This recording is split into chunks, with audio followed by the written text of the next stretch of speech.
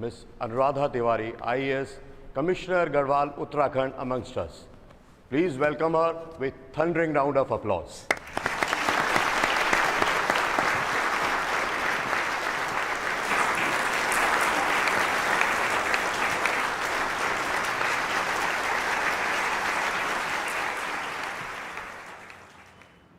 तो as commissioner of Garhwal Uttarakhand ये मेरी रिस्पॉन्सिबिलिटी है कि लॉ एंड ऑर्डर मेंटेन रहे। एक सिविल सर्वेंट की लाइफ में बहुत सारे इमोशनल चैलेंजेस भी आते हैं, पर कोई कंफ्यूजन नहीं होता। हेल्प के लिए थैंक यू। कॉन्स्टिट्यूशन आपको रास्ता दिखाता है। मैम पॉलिटिशियंस का कितना इंटरफेयर रहता है? तुम्हारी मम्मी को पता है कि उनको वो अपना अल्जाइमर्स की काम बीमारी करते हैं और आप अपना, पर दोनों का मकसद एक ही होता है। मैम लास्ट अटेम्प्ट तक आते आते मोटिवेशन को कैसे हम आप रखें? ये बहुत अच्छा सवाल है। मैंने खुद ही काफ़ी अटेम्प्ट्स लगाए क्लियर करने में। फियर और फ्रस्ट्रेशन इस जर्नी के फेलो पैसेंजर्स हैं और ये रहेंगे ही। तो अपनी जर्नी पे फोकस रखिए और फेलो पैसेंजर्स से बात करने की ज़रूरत ही क्या है। पर मैम, इतने सारे फेल अटेम्प्ट्स के बाद क्या कभी ऐसा फील नहीं हुआ कि अब प्रेशर बहुत ज़्यादा हो रहा है, अब गिव अप कर देना चाहिए? ये सवाल मेरे दिल के बहुत करीब है। जब आप एक लड़की होते हो, एक ऐसे ऑर्थोडॉक्स फैमिली से जहाँ 22 साल में आपकी शादी कर दी जाती हो, आप इंडिया के एक बहुत ही बैकवर्ड हिस्से से बिलोंग करते हो और आपको इंग्लिश भी नहीं आती हो, और आप घर के बाहर सिर्फ अपनी दीदी की जिद की वजह से पढ़ रहे होते हो, और उस पर आप लगातार फेल पे फेल होते जाते हो। तो हाँ, हर रोज लगता था कि गिव अप कर दूं, और शायद कर भी देती, एक्चुअली डेफिनेटली कर देती। पर उसी वक्त मुझे किसी ने एक बहुत अच्छी बात बताई।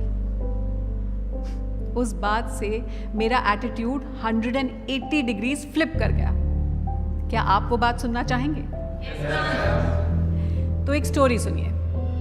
1981 में यूएस में एक प्रोफेसर थे, सेरेमिक्स पढ़ाते थे। उन्होंने एक एक्सपेरिमेंट किया। अपनी क्लास को 2 ग्रुप्स में बांट दिया और 10 दिन का वक्त दिया।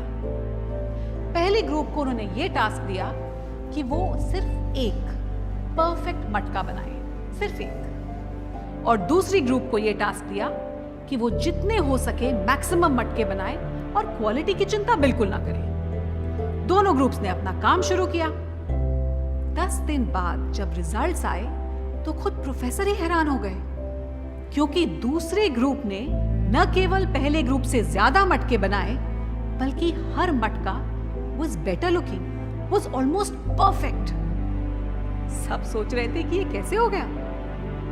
आप जानते हो ये कैसे हुआ?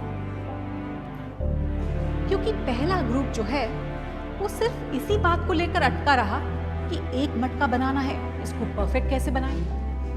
तो उन्होंने सारा टाइम परफेक्शन में ही गुजार दिया, जबकि दूसरे ग्रुप ने एक बार कोशिश की और बहुत बुरे मटके बनाए, पर उन्होंने उसको इम्प्रूव किया और दोबारा कोशिश करके फिर से मटके बनाए। वो फेल हुए पर इम्प्रूव करते रहे, और ऐसे ही अपनी गलतियों से सीखते सीखते उन्होंने शानदार मटके बनाए। तो इसीलिए आप अपनी गलतियों से डरिए मत, भागिए मत। अपनी गलतियों से सीखिए, अपने फेलियर से सीखिए और आगे बढ़ते जाइए।